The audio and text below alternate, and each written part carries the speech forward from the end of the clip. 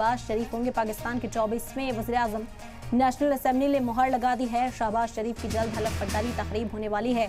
आपको बता दें कि हौल-हौस कई रोज तक चलता रहा। असेंबली इंतखाब के नतीजे सामने आए, 24 दिन बीत गए और उसके बाद 24वें दिन ये ऐलान किया गया है कि शहबाज शरीफ जल्द हलफ भी लेते हुए नजर आएंगे पीएम मोदी की। हालांकि कयास पहले से ही थे, तस्वीर लगभग साफ हो गई थी, लेकिन आज फाइनल जो ऐलान है, ऑफिशियल जो ऐलान है वो कर दिया गया है। नेशनल असेंबली ने भी मुहर लगा दी है। शहबाज शरीफ अब अपने ओहदे का हलफ लेते हुए बहुत जल्द नजर आएंगे।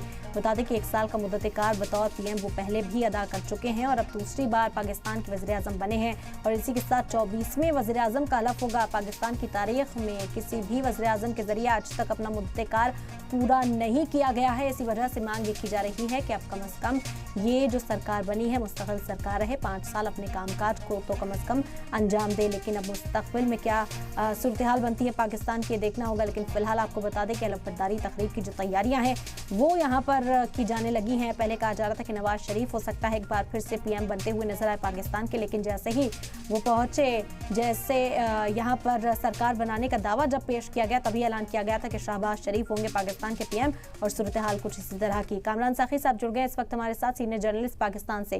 खैर मकदम है सर, सलाम टीवी पर आपका।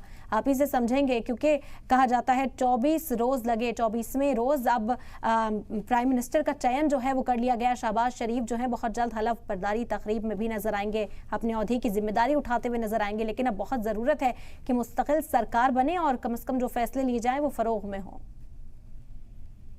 जी बहुत शुक्रिया आपका। देखिए हमारी दुआएं तो यकीनन जमहूरियत के साथ हैं कि अवाम के वोटों से कोई भी सिलेक्ट होकर आए।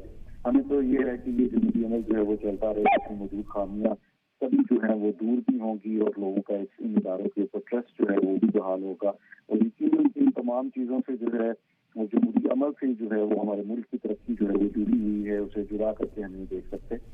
इसमें इतना वक्त की जो आपने बात की कि 23-24 दिन जो है वो इसमें लग गए, तो क्योंकि ये इत्तेहादी जमातें हैं और एक पूरा सिस्टम है, अगर तो नवाज शरीफ की पार्टी को 1/4 अक्सरियत मिल जाती तो फिर इसमें शायद इतना वक्त ना लगता, क्योंकि इसमें लोगों को अपने कार्य करना है, अपना इत्तेहादी बनाना है, चाहे वो अपोजिशन में है, हारने वाला है या जीतने वाला है। उन्होंने कोशिश करनी है कि वो अपनी हुकूमत बनाए और लोगों को अपने साथ जोड़े। फिर लोग जो जुड़ने वाले हैं उनके अपने पॉलिटिकल मफादात भी होते हैं, कोई मुमकिन है अपने इलाके की जरूरियात के हवाले से कुछ चीजें मांगे, कोई हो सकता है वजारतें मांगे, कोई गवर्नरशिप मांगे।